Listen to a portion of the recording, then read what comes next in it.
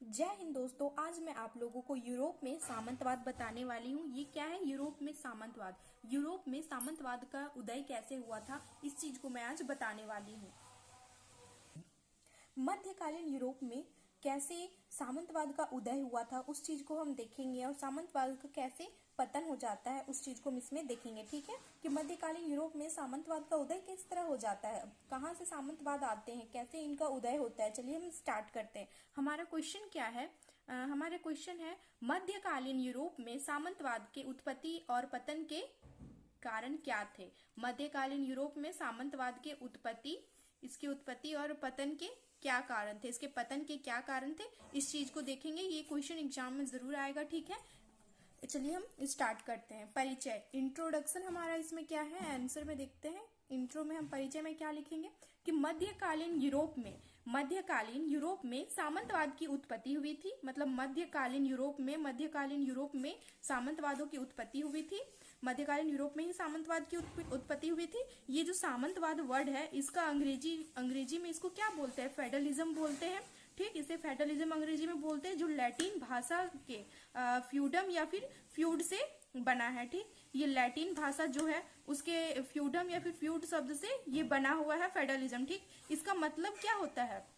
इसका मतलब होता है, मतलब फ्यूडम या फिर फ्यूड का मतलब क्या होता है? इसका मतलब होता है जागीर। जागीर आप तो क्या बोलते हैं जागीर, मुगल काल में तो आप पढ़े होंगे कि जागीर का मतलब क्या होता है। जागीर ये जमीन का टुकड़ा, जागीर मतलब जमीन का टुकड़ा होता है। ठीक, जागीरदारी दे देना किसी को भी, जमीन का टुकड़ा। ठीक है, उसके बाद ये जो फ्यूड है, FEUD, फ्यूड, ये फ्यूड का अर्थ क्या था? अर्थ क्या होता है? फ्यूड का अर्थ होता है भूमि का वह टुकड़ा जो राजा द्वारा सामंत को दिया जाता है। मतलब ये जो फ्यूड शब्द है, इसका अर्थ होता है कि भूमि का वह टुकड़ा जो राजा द्वारा सामंत को दिया जाता है। ठीक, राजा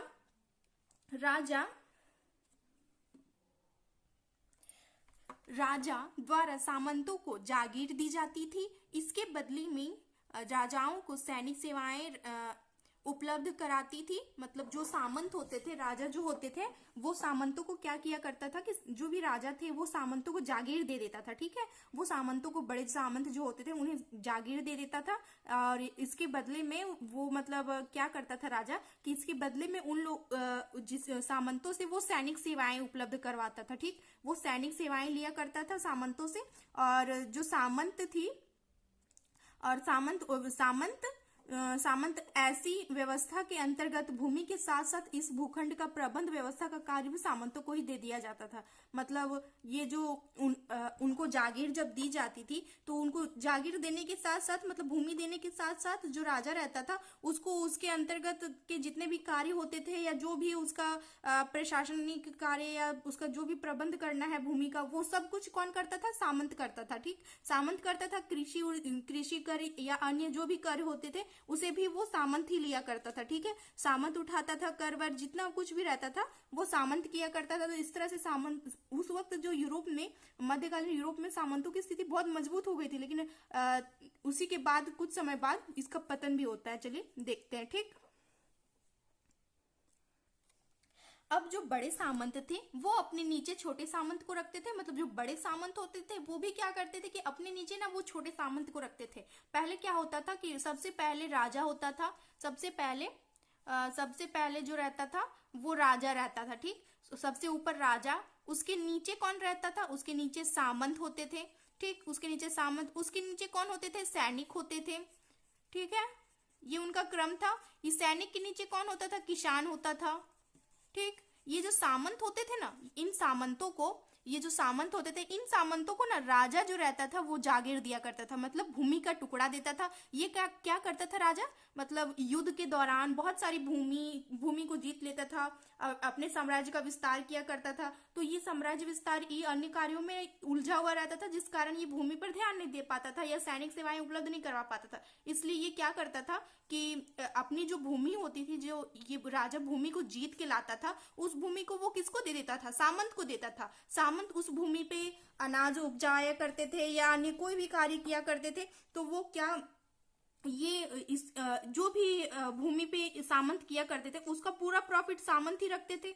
और उसके बदले में ये क्या करते थे कि राजा को सैनिक सेवाएं दिया करते थे। ठीक, ये जो सैनिक होते थे वो भी इस भूमि की बदौलत ही पलती फूलती थी। ठीक, और जो किसान होते थे, ये किसानों की स्थिति उस वक्त बहुत खराब हो गई थी, क्योंकि सामंत इनका इतना ज्यादा दोहन किया करते थे कि किसान इनसे इतना मतलब सामंत को हटाने के लिए वो बहुत ज्यादा कोशिश किया करती थी, और लास्ट में ये सामंत को हटा भी देती है, और ये नगरों की और किसान जो रहते थे वो पलायन भी कर गए थे। ठीक है, और देखते हैं अब सामंतवाद के पतन के क्या कारण थे। सामंतवाद के पतन के कारण निम्नलिखित थे। हमारा पहला कारण क्या बन जाएगा? सामंतों की पारस्परिक प्रतिद्वंदता। सामंतों की पारस्परिक प्रतिद्वंदता मतलब क्या है इसका, कि जो सामंत थे जो सामंत थे उसी के जैसे अन्य सामंत भी थे, इन सामंतों के बीच क्या होने लगा था? पारस्परिक प्रतिबंधता होने लगा था। ये चाहते थे कि मैं सबसे ज्यादा शक्तिशाली बनूं, दूसरा सामंत चाहता था मैं सबसे ज्यादा शक्तिशाली बनूं। इस कारण से दोनों के बीच षड्यंत्र हुआ करता था, गुप्त संधियां हुआ करती थी, और ये हमेशा एक दूसरे से युद्ध करने के लिए तत्पर रहते थे, जिस कारण से इनका पतन भी होने लगा था। ठीक, आगे देखते क्या लिखा हुआ इसमें। मध्यकालीन यूरोप में सामंत बहुत ही शक्तिशाली हो गए थे। मध्यकालीन यूरोप में जो सामंत थे वो बहुत ही शक्तिशाली हो गए थे। ठीक, उनके अंतर्गत सेनाएं होती थी। इन्हीं के अंतर्गत मतलब जो सामंत थे उनके अंतर्गत सेना होती थी, और वो एक दूसरे से प्रतिद्वंदता करते थे, और ये जो थे वो एक दूसरे से प्रतिद्वंदता करते थे, एक दूसरे के प्रति हमेशा षड्यंत्र रचा करते थे। ये जो रहते थे सामंत, ये क्या करते थे? एक दूसरे के प्रति हमेशा षड्यंत्र रचा करते थे। क्यों? ताकि मैं सबसे ज्यादा शक्तिशाली बन जाऊं, मेरा सबसे ज्यादा बोलबाला हो। ठीक, इसीलिए वो क्या किया करते थे कि एक दूसरे के प्रति हमेशा षड्यंत्र किया करते थे और गुप्त संधिया किया करते थे। और सामंतों के पास जो सेना थी उन सेनाओं पर राजा आश्रित हुआ करती थी, और जो सामंतों के पास जो सेना हुआ करती थी ना, जैसे सामंतों के पास जो सेना होती थी उन्हीं सेनाओं पर क्या थी? राजा उन्हीं सेनाओं पर आश्रित हुआ करती थी, क्योंकि राजा युद्ध करने जाएगा तो उसे सेना की जरूरत पड़ेगी ही पड़ेगी। तो वो किस पे डिपेंड हो जाता था? सामंत पर। तो वो सामंत से सेना लिया करता था, और फिर जिस कारण राजा का प्रभाव सामंतों की सेना पर ज्यादा नहीं होती थी। जब सामंतों की शक्तियां बढ़ने लगी तो वे एक दूसरे से प्रतिद्वंदता करने लगे, जिस कारण उनके बीच युद्ध होते चले गए, जिससे उनकी शक्तियां कम होती गई। ठीक, मतलब ये जो सामंत होते थे उनके बीच ना प्रतिद्वंदता होने लगी, जिस कारण वो क्या हुए कि एक दूसरे से युद्ध करने लगे, और इस तरह से उनकी शक्तियां कमजोर होने लगी। ठीक, हमारा दूसरा पॉइंट क्या है? राजा की सेना और बारूद का प्रचलन। राजा की सेना और बारूद का प्रचलन मतलब क्या है कि राजा के पास भी सेना और बारूदों का भी प्रचलन। ठीक, यह क्या है? इसमें क्या लिखा हुआ है देखते हैं। यह एक महत्वपूर्ण कारण था सामंतवाद के पतन का। ये सामंतवाद के पतन का क्या था? एक महत्वपूर्ण कारण था राजा का सेना और बारूद का प्रचलन। ठीक, जब राजा अपनी भी सेना रखने लगे, जो राजा थे वो अपनी भी सेना जब रखने लगे, तो नवीन हथियारों से बंदूकों और हथियारों से मतलब बंदूक, हथियार, तोपों से अपनी सेना को प्रशिक्षित करने लगे। वो क्या करने लगे? जो राजा थे वो अपनी सेनाओं को बंदूकों, तोपों या अन्य हथियारों से उन्हें प्रशिक्षित करने लगे। ठीक, तो जो सामंत सेनाएं थी उनको तीर धनुष और किलेबंदी का ही ज्ञान था। और जो सामंत सेनाएं थी उन्हें तीर धनुष और किलेबंदी इन चीजों का ज्ञान हुआ करता था। उन्हें जो नवीन हथियार थी उनका ज्ञान उन्हें नहीं था, जिस कारण यह नवीन हथियारों के सामने महत्वहीन हो गए और सामंतों का पतन शुरू हो गया। ठीक, मतलब क्या हो गया कि राजा जो था वो भी सेना रखने लगा, और जो बारूद मतलब ये जो नवीन हथियारों का निर्माण हो रहा था, तोप खाने या अन्य हथियार या बंदूकों, इन चीजों का जो निर्माण हो रहा था, इन चीजों से प्रशिक्षित राजा अपनी सेनाओं को करने लगा। ठीक, और जो सामंतों के पास सेनाएं थी उनकी सेनाएं इन चीजों से प्रशिक्षित नहीं हो पाई, और फिर ये जो राजा था उसे तो अब सामंतों की सेनाओं की जरूरत भी नहीं पड़ेगी, क्योंकि वो तो अपनी सेना खुद रखने लगा है। ठीक, इस तरह से क्या हुआ कि सामंतों, जो सामंत के पास सेनाएं थी वो महत्वहीन हो गई और सामंतों का पतन भी शुरू हो गया, क्योंकि वो अपनी सेनाओं के बलबूते ही तो उछलता था, उसी के बलबूते उसे जमीन मिला करती थी। अब तो उसे जमीन भी नहीं मिलेगी। अब और जो राजा है वो डायरेक्ट किसान से अब मतलब कनेक्ट होने लगा, वो कर उससे लेने लगा। तो सामंत की तो इसमें कोई थी मतलब कुछ रह ही नहीं गया। सामंत एक तरह से बिचौलिया होता था, उसका कहीं से भी किसी तरह से भी कोई महत्व रह जाएगा, कोई महत्व नहीं रह जाएगा। ठीक, हमारा थर्ड पॉइंट क्या है, वाणिज्य व्यापार में वृद्धि। वाणिज्य व्यापार में वृद्धि मतलब वाणिज्य और व्यापार में वृद्धि कैसे हुई? जब मध्यकालीन यूरोप वासियों ने नई नई भौगोलिक खोजें की और समुद्री मार्गों की खोज की गई, तो उनका एक देश से दूसरे देश से आना जाना शुरू हो गया।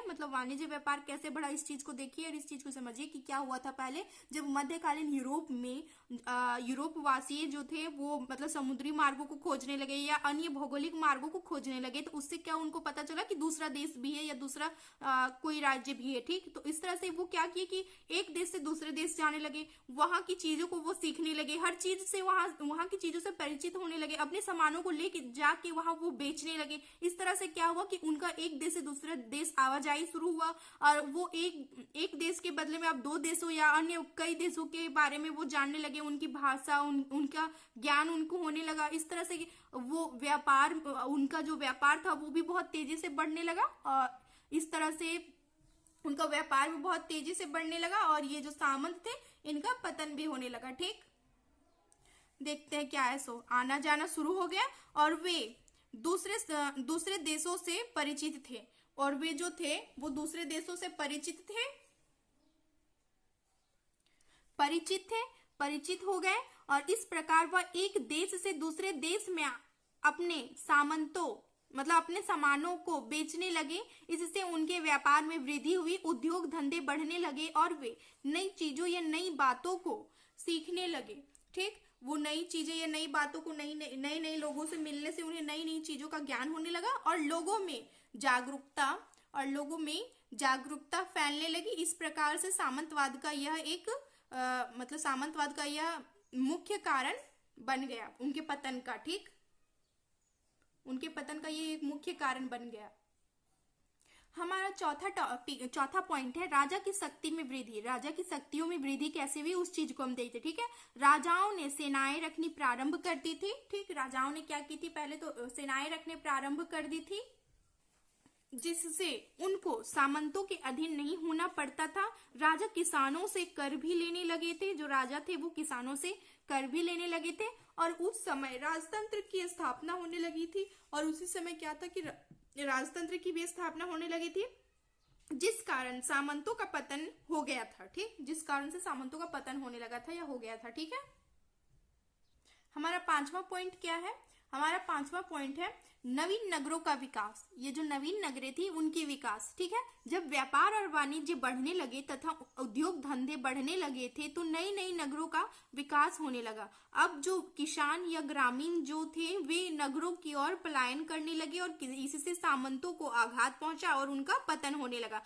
मतलब जो किसान थे वो क्या किए कि वो अब शहर की ओर जाने लगे, नगरों की ओर जाने लगे। ठीक, अपनी रोजी रोटी के लिए, क्योंकि ये जो सामंत थे ना ये किसानों का बहुत ज्यादा शोषण किया करते थे। ठीक, अपने हिसाब से सब कुछ करते थे, क्योंकि राजा तो था नहीं, राजा देख नहीं रहा था कुछ, तो सामंत अपने हिसाब से सब कुछ करते थे। अपनी सेना रखा करते थे, उन सेनाओं से उनसे अधिक कर वसूलते थे, जिससे वो बहुत ज्यादा उनको मतलब वो बहुत ज्यादा परेशान थे। इस कारण से वो उस चीज वहां को छोड़ के अपने ग्राम को छोड़ के या अपने ग्रामीण जहां भी वो रह रहे थे उस चीज को छोड़ के वो शहर की ओर पलायन करने लगे थे। ठीक है, हमारा लास्ट पॉइंट है किसानों का विद्रोह। किसानों का विद्रोह क्या था देखते हैं। ठीक, सामंतवाद का जो भव्य महल था मतलब सामंतवाद का जो इतना सुंदर या भव्य महल था, भव्य भवन या महल था, वह किसानों पर ही टिका हुआ था। ठीक, वो किसानों पर ही टिका था। जब किसानों में असंतोष बढ़ने लगा तो वह सामंतों के विरुद्ध सामंतों के विरुद्ध विद्रोह करने लगे। इससे सामंतों को बहुत नुकसान हुआ और जिससे वह किसानों को, मजदूरों को जान से मरवा दिए। मतलब जो किसान था, मतलब मरवा दिए, जिसके कारण किसानों में और अधिक विद्रोह पनप गया और सामंतों की स्थिति खराब होने लगी। मतलब किसानों का विद्रोह इसमें क्या था कि जो सामंतवाद थे ना, उनका जो भी भव्य महल या उनका जो भी शान शौकत था वो किस पे टिका हुआ था, किसानों पर टिका हुआ था। ये जो किसान थे इनमें बहुत ज्यादा असंतोष फैल रहा था, जिसके कारण विद्रोह होने लगे थे और इन विद्रोहों से ना सामंतों की स्थिति थोड़ी बहुत गड़बड़ा गई थी और मतलब इनकी स्थिति में थोड़ी गिरावट आ गई थी। तो सामंतों ने क्या किया कि जिन लोगों ने विद्रोह किया था, जिन किसानों और मजदूरों ने, उनको ये मरवा देते हैं। ठीक है, ये मरवाते हैं तो क्या होता है कि ये मरवा तो देते हैं, लेकिन इसके कारण से किसानों में और ज्यादा विद्रोह आक्रोशित हो जाता है, किसान और ज्यादा परेशान होने लगते। किसान इनसे छुटकारा पाने चाहते हैं। ठीक है, तो वो क्या करते हैं कि इनके प्रति विद्रोह कर देते हैं और जो ये सामंत होते थे वो किसानों को बहुत कम पैसे दिया करते थे। ठीक है, काम के बदले में इतना कम उन्हें पैसे रुपए मिला करते थे, जिससे वो और ज्यादा मतलब उनमें संतुष्टि नाम की कोई किसी भी तरह से उन्हें संतुष्ट नहीं किया जा रहा था, जिससे वो विद्रोह भी कर दिए और सामंतों को भगाने के लिए पूरा डट गए। ठीक, और फिर वो सामंतों के खिलाफ हो गए। इस तरह से सामंतों की स्थिति खराब हो गई और सामंतों का पतन होने लगा। ठीक है, थैंक यू गाइज। अगर आपको वीडियो अच्छा लगा हो तो प्लीज लाइक करें और सब्सक्राइब करें चैनल्स को। Thank you.